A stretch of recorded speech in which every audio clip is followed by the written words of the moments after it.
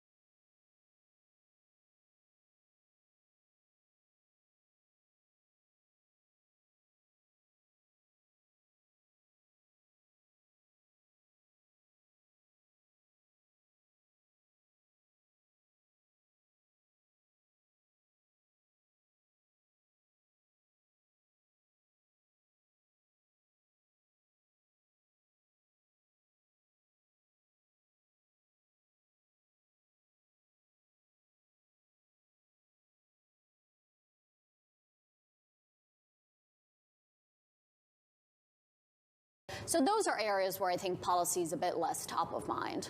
I want to marinate on small caps for a little bit, because not that I'm pushing a narrative, but when we started this show about a year ago, I really really bought into a lot of the bullish cases we were hearing on small caps. You have this valuation disconnect. These companies are more domestically focused than maybe some of those large caps. Just felt like the stars were aligning for the little guys. Turns out it was another false dawn. Why can't these small companies get off the ground? I think if you think about when small caps work, it's when economic growth is re-accelerating, which we never expected for this year, so we were not on the small cap train.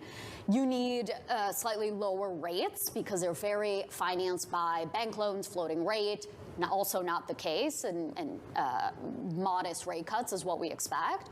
And then you also need a high amount of risk appetite, since a very high share of these companies are unprofitable. Got to be brave. So it's not quite there at the moment, despite the valuation signal having been there for a while. A way we think about investing then in smaller companies with high growth potential is much more in private markets. So looking at VC, private equity, private credit, and companies are staying private for longer. So that's really more and more the market to look for that opportunity. Gabriella, I keep going back to the IN page, the Bloomberg Index browser on the terminal, which is exceptionally boring, right? I mean, if we show a picture of it, you'll see just how boring it is. But the year-to-date return column is amazing, right, for fixed income. And you've called the first half, I think, revenge of diversification, right? Does this trade have legs? Do we continue to see this as a good buy? Yeah, if the movie of the first half of the year came out, it would be called The Revenge of Diversification. Yes. Especially in the first quarter, if you looked at the scoreboard, only core fixed income was positive. Because then it was much more a risk aversion, concerns about recession risk rising, so bonds really showing why they're there in the first place. But high yield. High yield, really there because of really the carry, right? The super attractive all-in yield of over 7%. We still think that's interesting as we settle into higher rates and lower spreads. And then also diversification by style and region. Yeah, EM has been crushing it. EM, developed ex-US, and not all driven by the currency, although that's been a huge story. Currency diversification with the dollar down 11%, but also some incremental, less bad, you could even call it positive changes in a place like Europe. So I think really some of the things we were questioning the last 3 years, especially around diversification, they really came back to the forefront. We still think there's plenty of scope to rebalance in a lot of global portfolios. You know, it's funny to hear you say that, talking about diversification when it comes to region as well. We were talking to Rick Reeder on Monday. He said that he owns more European debt than he ever has before. Part of that comes back to the currency, but definitely people are taking a look. Right, and I mean, to be fair, you've been saying this for a long time. What about the dollar, though, Gabby? I mean, does that continue? We've seen a 10% drop from the high, and it's been a pretty sharp drop over the past few months. But if you back out and look at, you know, a 25-year picture of the dollar, we're still in a relatively strong place. That's why I think this is still a drop in the bucket of this rebalancing in currencies and global equity markets because things had gotten so stretched in the direction of the U.S. So this is where I'm not a buyer of the end of U.S. exceptionalism. I think it's just a normalization of U.S. exceptionalism after a very abnormal time period. And if the dollar is a great place to look. Here's a 30-year chart, by the way, so you can see, you know, my point. Yeah, exactly. It's been 15 years of solid dollar appreciation. It's a drop in the bucket so far, what we've seen this year, a lot more room to go. And if you stretch it back even further, you would see that these things come in cycles. Before the financial crisis, we had nearly a 10-year period of dollar weakness. Dollar was still the reserve currency. It was just getting less expensive or more in line with fundamentals. Oh, you ask and we deliver. 40-year chart of the dollar. There you go.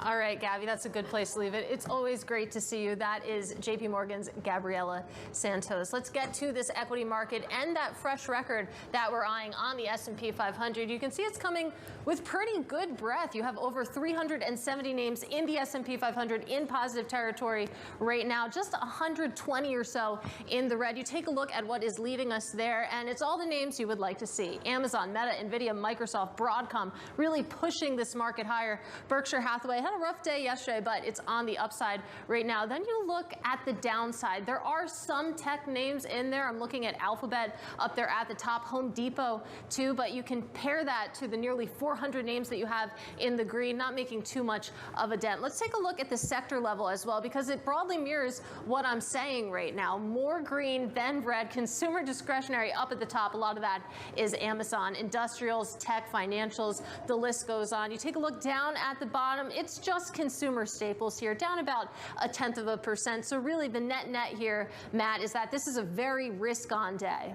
Yeah, absolutely. And what an exciting day it is. Not only Early is close. tomorrow, early close for sure. You can watch me and Romaine Bostick Wow. on television and radio from noon to 2. And to top it all off, Tell me. chip makers are rallying as the Trump administration lifts export curbs for chip design software sales in China. More on that next. This is Open Interest.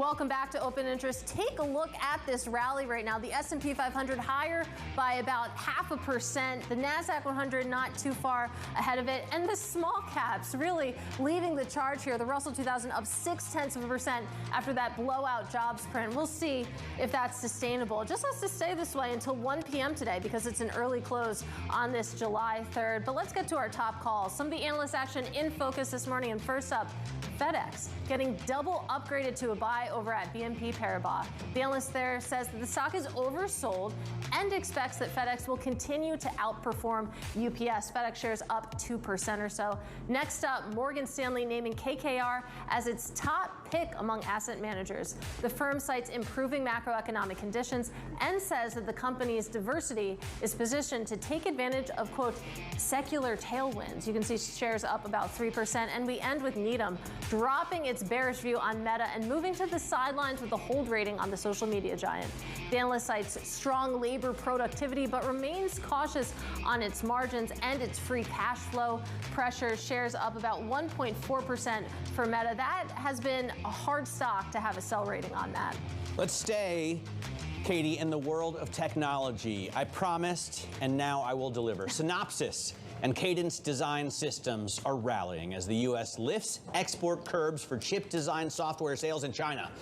The move allows the companies to resume services in China following a trade deal between Washington and Beijing. Joining us now is Mandeep Singh, Global Head of Tech Research for Bloomberg Intelligence. And Mandeep, these companies are indeed rallying on the news, and I suppose it's kind of an olive branch of sorts, but I'm waiting for the real news of NVIDIA being allowed to sell its most powerful chips into that economy. Are we going to get that?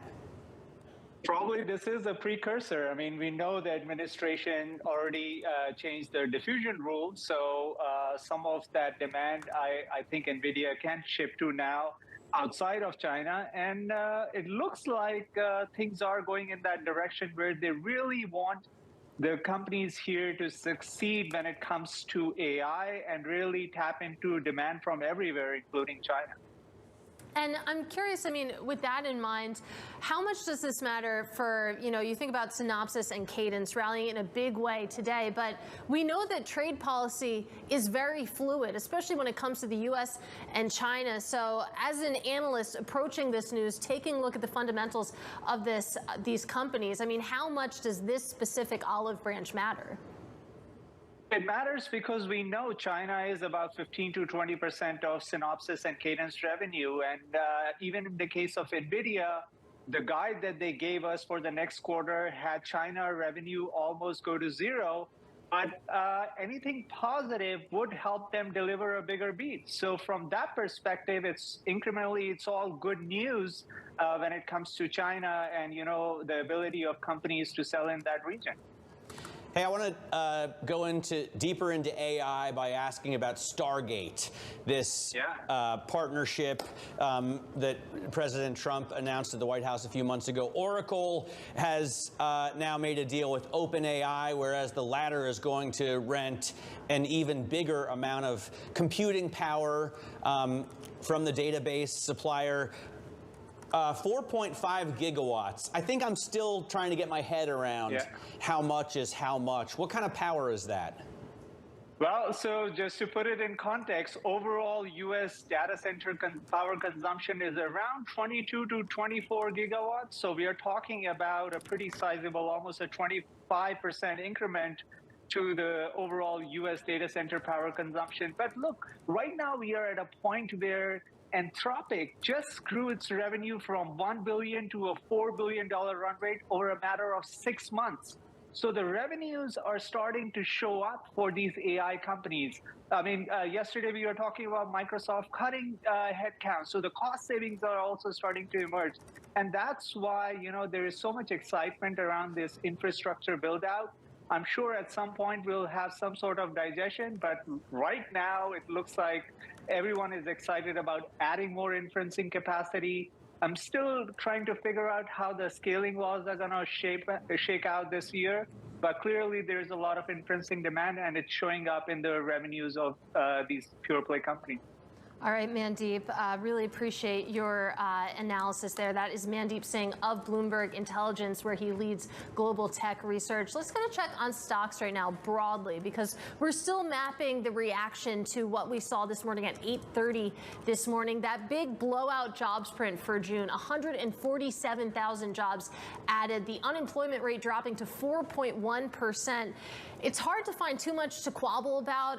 You did see manufacturing, that industry, lose jobs, though, again, shedding about 7,000 there. But you can see the reaction in markets right now. The S&P 500 up 0.5%. The real reaction is in the bond market, though. Yeah, for sure. We see yields soaring in the bond market. If you take a look at the WB page, I think there we go. The 2-year yield up 9 basis points at 38.75. The 10-year yield up 5.5 at 43.31. I wouldn't quabble on the jobs number. What verb would you use? I may quibble with it. Quibble, quabble. But what I would say is, while it's a 50% higher number than the whisper number and than the survey, and while no one on our team guessed higher than I think 105, right? Joe was the winner with a guess of 105. I did say once I saw everyone come in sub 100K that maybe it's going to be 145,000, but I was still off. The thing is, coming into this report, there was about a 25% chance that the Fed would cut rates in July, and you saw this massive plunge in the odds when we got the number, because July, we know that Jerome Powell said that he needed more data. He wanted to see this month's data.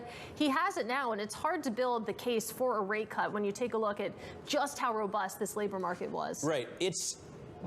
The point I was going to make is that we're still not even half of the average over the last 4 years. Yeah. And it's a little bit unfair because that includes, of course, just the rebound from COVID and not the drop. But that's 314,000 jobs over the last 4 years on average per month. So this isn't fantastic. It's just better than expected, which is what markets care about. It's about the direction of travel. I hear what you're saying. Before I tease, which I am going to do, I will say we were talking with Mike McKee about how you should never trade ADP. This was another example. That ADP print, the line to NFP, it's fuzzy or non-existent. It's a mantra I will not forget. Never trade ADP. Coming up, TripAdvisor jumps as activist investor Starboard builds a 9% stake in the travel site. We'll bring you the details next. This is Open Interest.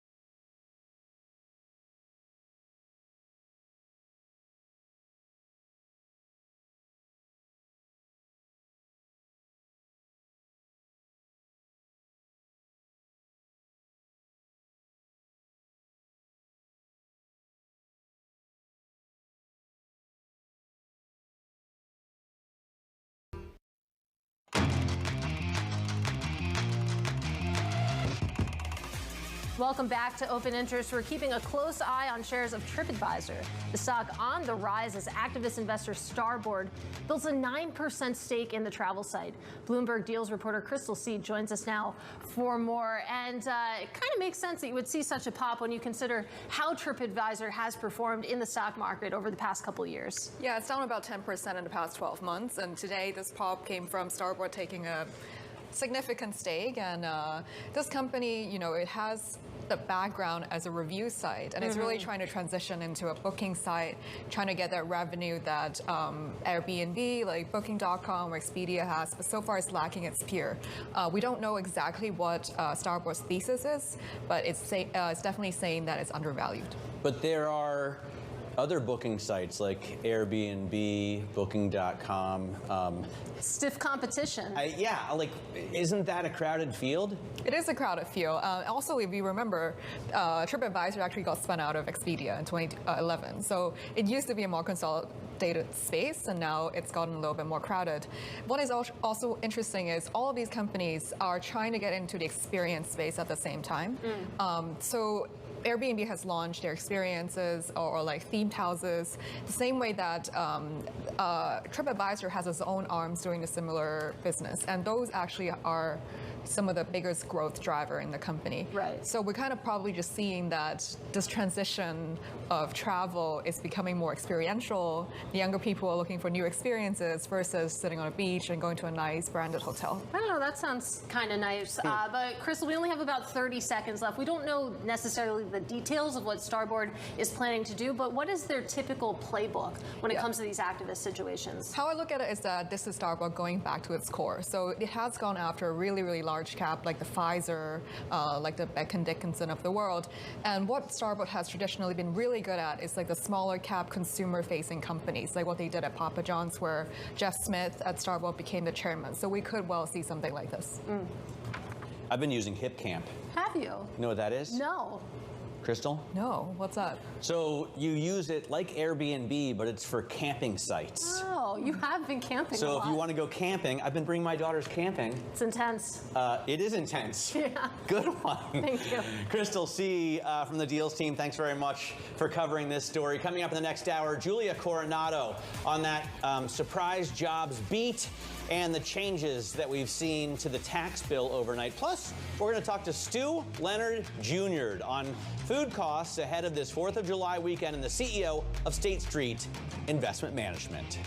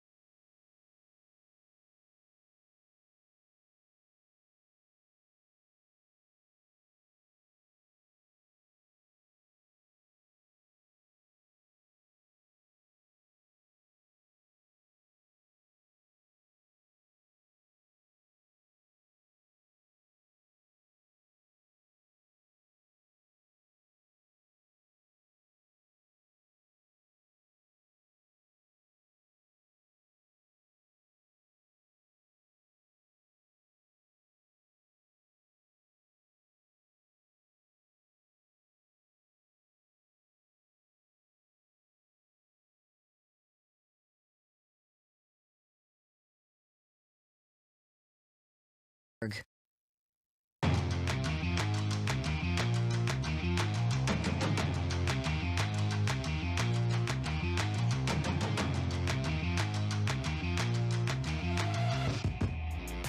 are 30 minutes into the trading day and looking at pretty big gains from an already high level on the stock market. Pretty incredible. More than 0.5%, almost 0.6% higher on the S&P 500, despite that spike in yields you're seeing across the curve. As we also wait for more economic data, it's interesting. You're looking at ISM services hitting the wire right now, Matt, and you have PMI rising to 50.8 from 49.9. The estimate was 50.6, so better than expected. More strong economic data. You see that 2-year yield still hanging out almost 9-10 basis points higher on the day. Yes. I'm Matt Miller. You're Shonali Bassick. Good morning. Yeah, better than expected news on the economy. And I think even more interesting than the stock market records, which we've been seeing anyway, is the rise in yields and the cut in expectations for Fed easing, right? And just how much the stock market is shrugging it right off. Yeah, absolutely. Let's get to that jobs report. That I hope you didn't miss. But if you did, a 50% beat basically on the consensus. We saw 147,000 jobs added last month. I think the consensus was for 105. The whisper number last I checked was for 96. Last hour we spoke with the White House Council of Economic Advisors Chairman Stephen Myron. What we see is an economy that continues to defy expectations, continues to defy, all the doom and gloom that's out there, whether it's about the border or immigration or tariffs. This labor market continues to power ahead. There were tons of predictions that there'd be a disaster in the labor market because of the border policies, and nothing could be further from the truth. The economy continues to create jobs, and if you look at the details of the jobs, all of the job gains since the president took office are due to native-born Americans, and there's actually been a decline in foreign-born workers, which means that all of the benefits of the expanding economy are accruing to Americans instead of migrants. And we are now going to bring in Julia Coronado, president and founder of Macro Policy Perspectives. A little more from that interview with Myron, with my colleagues. He had pierced the Fed for being fixated on a small change in policy, a 10% tariff, versus what he sees as disinflationary forces behind more of the administration's actions. Do you buy that line? So I noticed that he didn't emphasize that more than half of the jobs this month came from state and local governments. So look, it's a solid job market. It's still holding on, but we do see plenty of evidence of the uncertainty plaguing private sector employers. There's just a narrowing base of hiring. We've had these big 3 sectors: private education and healthcare, leisure and hospitality, state and local governments, accounting for more than all of the hiring over the last 4 months.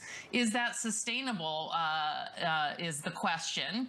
So, I don't dismiss this report at all.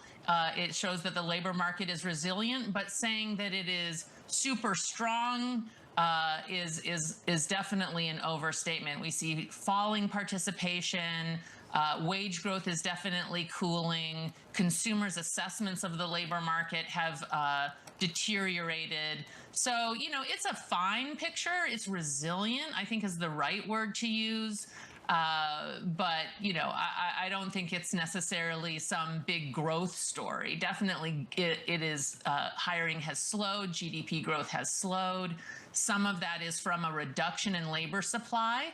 So immigrants do power jobs and create GDP, and we are seeing the evidence that tailwind has become a headwind. So, Julia, if you were on the board of the Federal Reserve, would you be pushing for a cut at the next meeting? I think it's July 30th, right? So, inflation has really cooled down substantially, and it doesn't look like tariffs are going to have the outsized effect we would have expected on, April 3rd.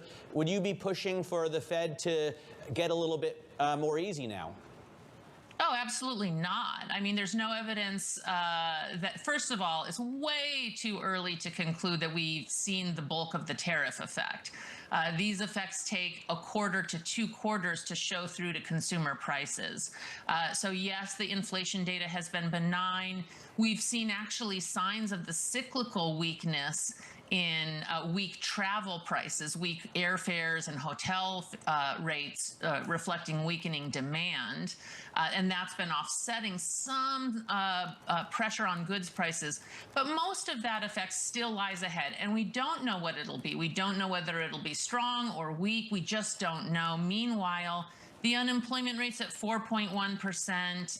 You know, what is the rush to cool or to lower rates? There's, you know, resilience equals patience as far as the Fed is concerned. You can see why there would be a patient approach at this juncture in the economy. The market is still pricing in at least 2 rate cuts this year, Julia. So if you have an administration that is saying that they don't believe the tariffs are inflationary, then what is even the administration's point in cutting rates at this point? I guess I need the circle to be squared a little bit. Yeah, that's the great way to frame the question. If the economy is in fact fine and you're bullish, and look at the stock market, I mean, why would you be cutting rates with the stock market at the highs and the unemployment rate, you know, at your long run estimate of equilibrium? There's just no reason. If you're bullish the outlook, then we're back to the same story we were at last year, where maybe the neutral rate is higher. And if the neutral rate is higher, then there isn't necessarily a rush. Then you add in the uncertainty around inflation. Yes, inflation's been relatively benign, but let's keep in mind we've been above the Fed's 2% target for more than 4 years. So it's benign in that it hasn't surged yet on tariffs, but it certainly isn't moving towards the Fed's target in any decisive way.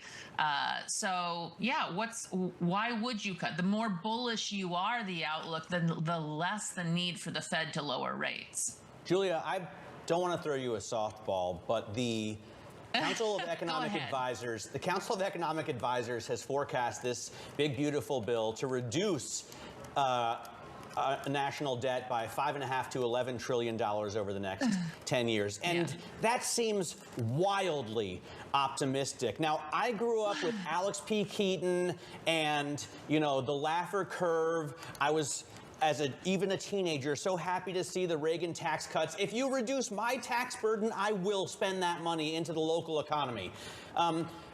But has there ever been a time when we've seen massive tax reductions not met by massive spending reductions and actually get the growth and the debt reduction that that Republicans always promise us?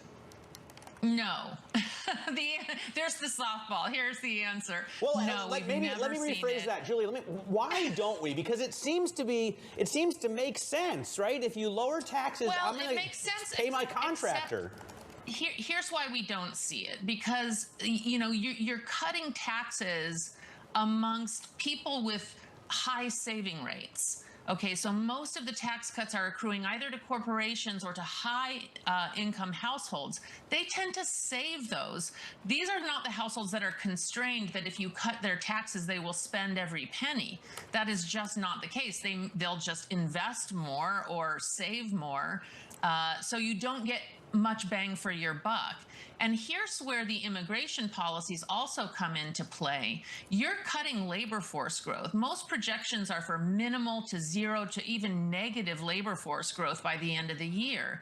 How are you going to grow the economy without workers? We have an aging workforce. How do you get to GDP growth? So GDP growth, it's an accounting identity. It is labor force growth plus productivity. And yes, productivity is solid. I'm a buyer of the technology story. I think we're on a better trend than last cycle for sure. But it's not going to get you 3% growth. That's just unrealistic. So you're going to need some workforce growth to get to the kinds of numbers that they're penciling in. And their policies just speak to the opposite of that. I mean, we're accelerating those policies, not easing back. So it's really hard, just from a pure mechanical accounting standpoint, to come up with the kinds of numbers that would get you deficit reduction off of this bill. Julia Coronado, we thank you so much for your time today on that jobs report, that stunner. And next time we have you, I have to say, we have to revisit what all this means for the midterms as well, because really, really interesting ramifications for the states. Happy Friday to you. That is Macro Perspectives president and founder. Now let's get to Capitol Hill as the House nears a final vote on President Trump's massive tax bill. Bloomberg Washington correspondent Tyler Kendall joins us with the latest. And there you see it, I believe, Representative Hakeem Jeffries with his sweet time on that bill. Tyler, what's up next? Yeah, hey, Sonali. So the Democratic leader, Hakeem Jeffries, has something known as the Magic Minute, and he basically lets him talk for as long as he wants.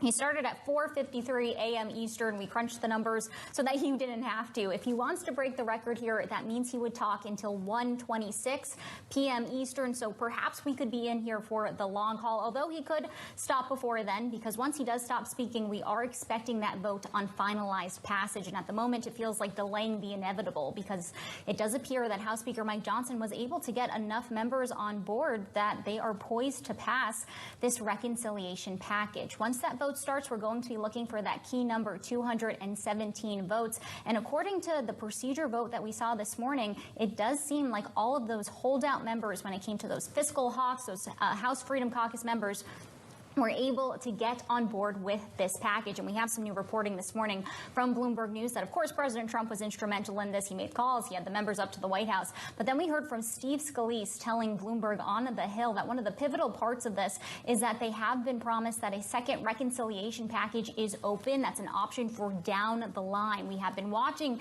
in the recent days whether or not the White House would promise some sort of executive orders or commitments to legislation that could ultimately get these fiscal hawks' concerns offset to get to their vote. The other thing quickly, Sonali and Matt, that we're watching is it appears that President Trump has also promised to make sure that there is strict enforcement of some of these priorities, including the phase out of those clean energy tax credits. As our understanding, that was a really big sticking point, and having the president's assurance helped to push this vote to the number ultimately needed.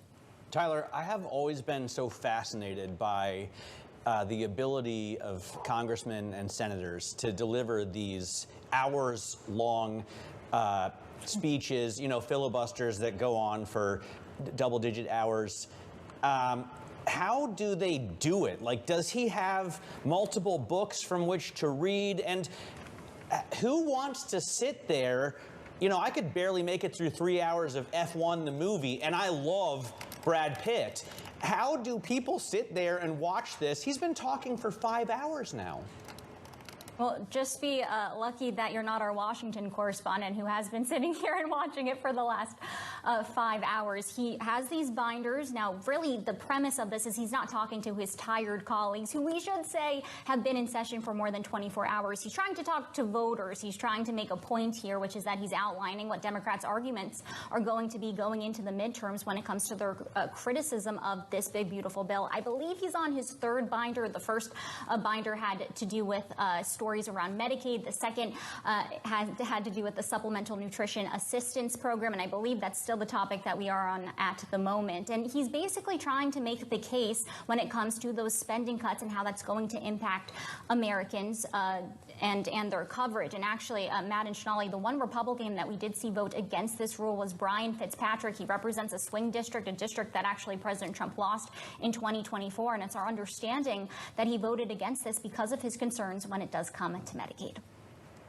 All right, Tyler, thanks very much I guess for you, it's a brief respite talking to us, right? Now you have to go back and watch Hakeem Jeffries for the next 3 or 4 hours. Tyler Kendall in Washington. We're going to continue to monitor the developments on Capitol Hill for you as well, but we will do it through Tyler. So Sonali and I are not going to sit and watch and listen to all of that. The sweet time speech. But listen, I'm actually already moving on to trade deals as well. That July 9th deadline is right around the corner, and soon soon the market will be focusing on that as well. Yeah, no, absolutely. So, yeah, I feel like the market has already moved on from the big, beautiful bill. We kind of know what's in it, and we got a great jobs report. The economic data continues to pile out. July 9th is definitely the next day to watch for. And, of course, we could get some deals in between, like we got Vietnam yesterday. Let's get a look at some of the single stocks moving at this hour. We saw that Vietnam deal move Nike and others that produce in Vietnam higher. Today, we're looking at moves in Datadog replacing Juniper in the S&P 500. That's a bummer for Robinhood investors, although they're so rich right now that they're probably not too worried about it. Yeah, they'll get there eventually with the rate they're running at. We're also watching Olo. We're watching other types of deals. The restaurant software provider will be acquired by Thoma Bravo for about $2 billion. Everyone's watching Thoma Bravo. You and I know this. They're the ones that are spending the big money this year. They continue to do so. Let's see if it sticks. But also another deal. Yeah, TripAdvisor is in focus. Starboard didn't buy all of it, but that's not what they do, right? They're an activist investor. They pile in for a 9% stake and try and make changes that'll make that company, I guess, more profitable, definitely do better in the stock market. Over the last 10 years, TripAdvisor is actually down 10%. Yeah, but today it's moving up on the news. And coming up next, we're going to talk about more hedge funds. It was a chaotic first half of the year. We're going to take a look at the hedge funds that rode the volatility, extended their gains, and therefore have that dry powder for second half of the year. That's next in the Wall Street Beat. This is Bloomberg Open Interest.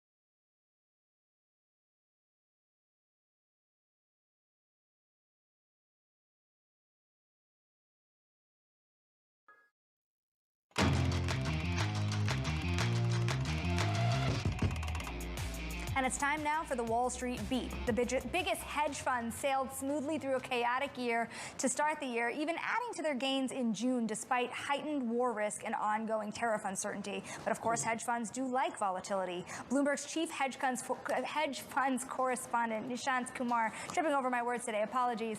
Nish, though, looking at this list that you compile every quarter is stunning. The rat race is so real.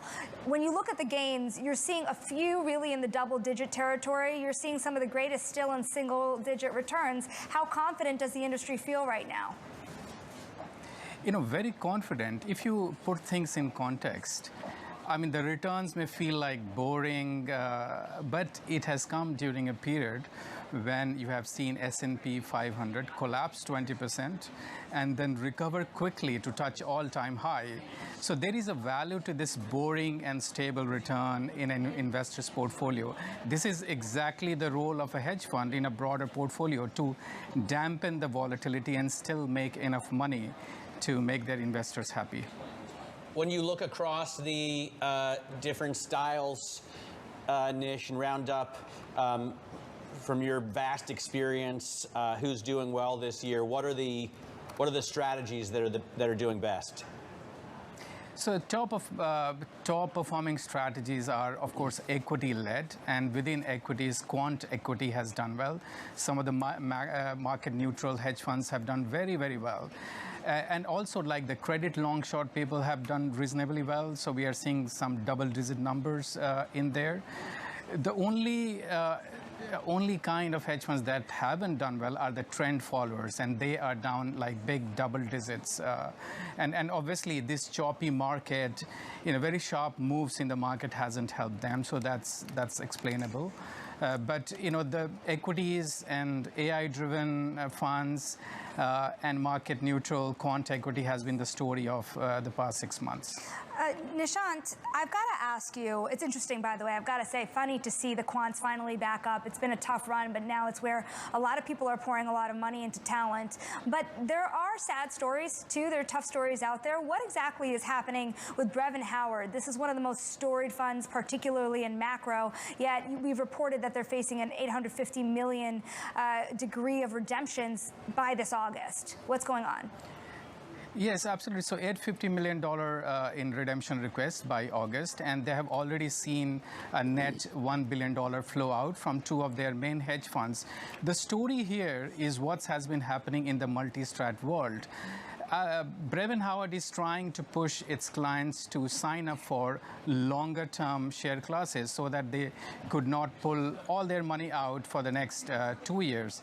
And that's an effort to gain stable asset base. All the multi-strat hedge funds have done that, and they have achieved that. It's really necessary for any multi-strat to have that stable asset base so that they are not facing sudden withdrawal of capital. And that's the step Brevin Howard is taking right now. Of course, many investors don't like that, so they are pulling their money out. And that's why we are seeing these redemptions from Brevin Howard. Nishant, thank you so very much for your reporting. Looking forward to your next scoop. That is Bloomberg's Nishant Kumar. And still ahead, speaking of scoops, we have an exclusive interview coming up with Yixin Hung. She's the CEO of State Street Investment Management. She's going to discuss the firm's global ambitions and strategy under her leadership and all the partnership deals they're striking. This is Bloomberg Open Interest.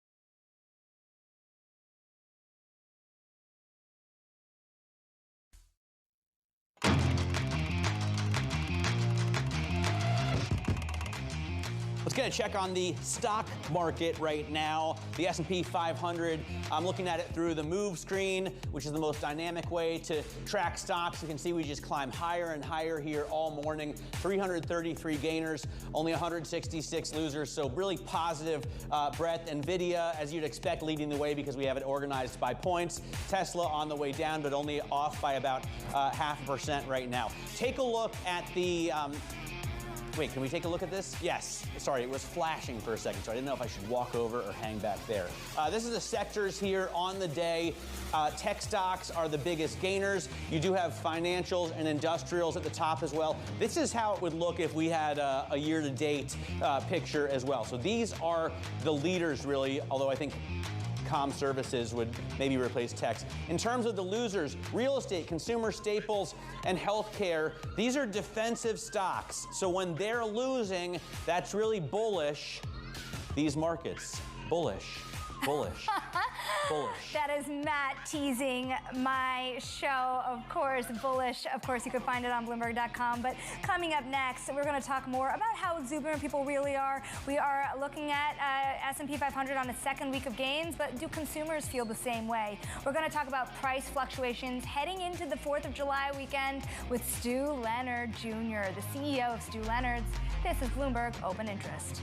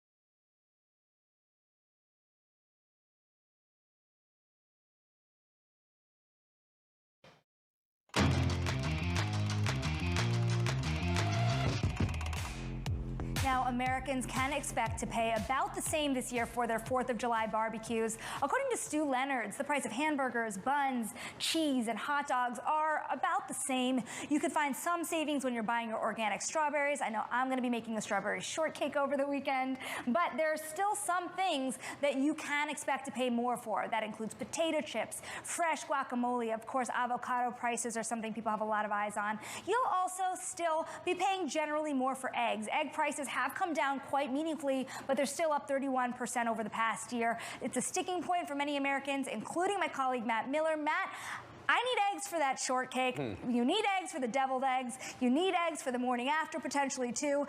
Tell us about what's cooking over there. You know what? I actually feel like I've seen some relief. So to be clear, I only buy pasture-raised eggs. When I was a kid, I watched the art house film Baraka, and it scarred me for life in terms of the big factory farms. So I was paying $10 for a dozen of those at the end of last year, beginning of this year, and they're down, I know it's Stu Leonard's, to about $6.99.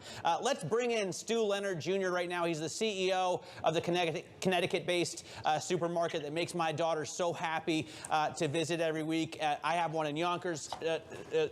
Shanali has one out in Paramus. Stu, how are you guys preparing for the 4th of July holiday?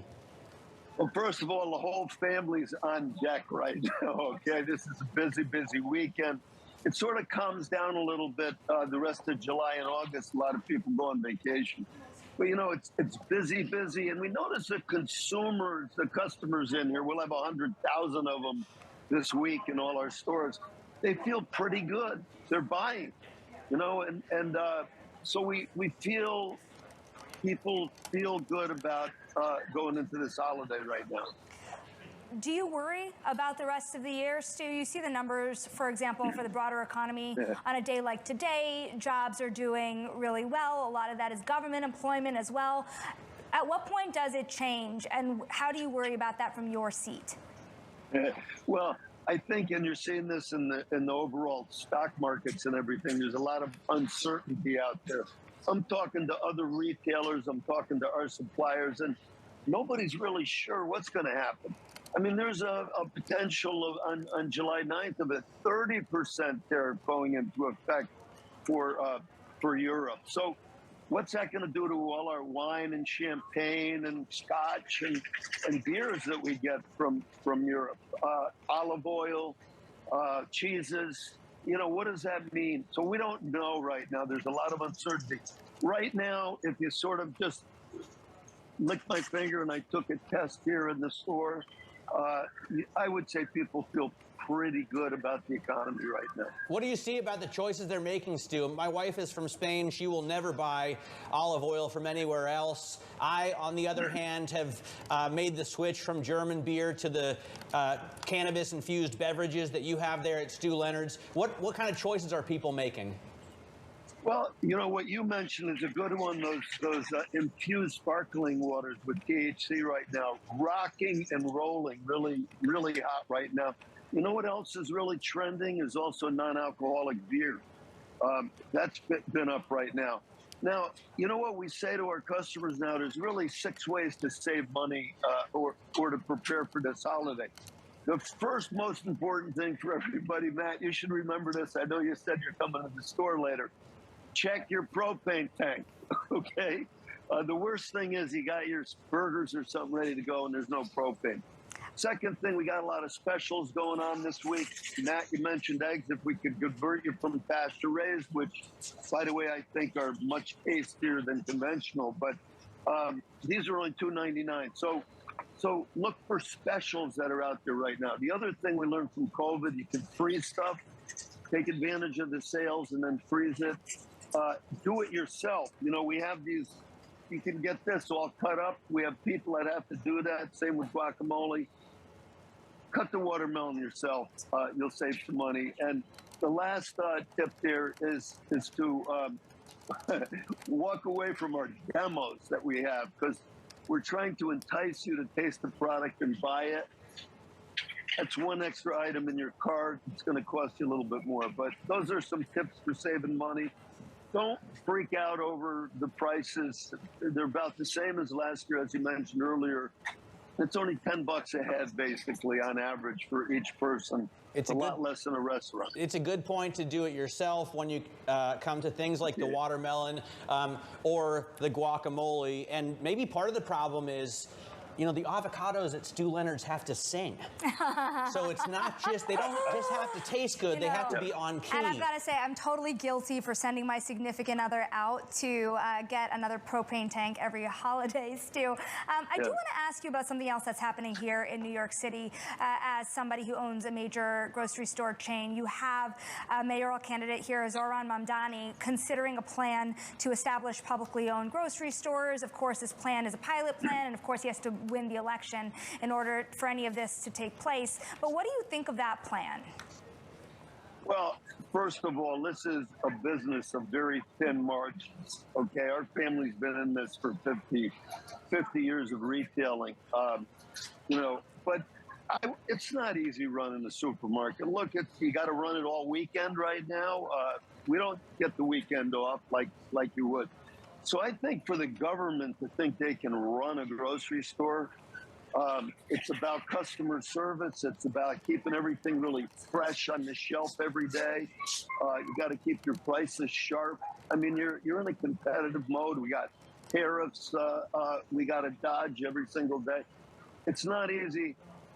You know, I was just saying, I know the Wegmans, you know, they have a store in Manhattan. I know the Cosmetides who has Gristedes. I know Abby from Morton Williams, which has a number of stores.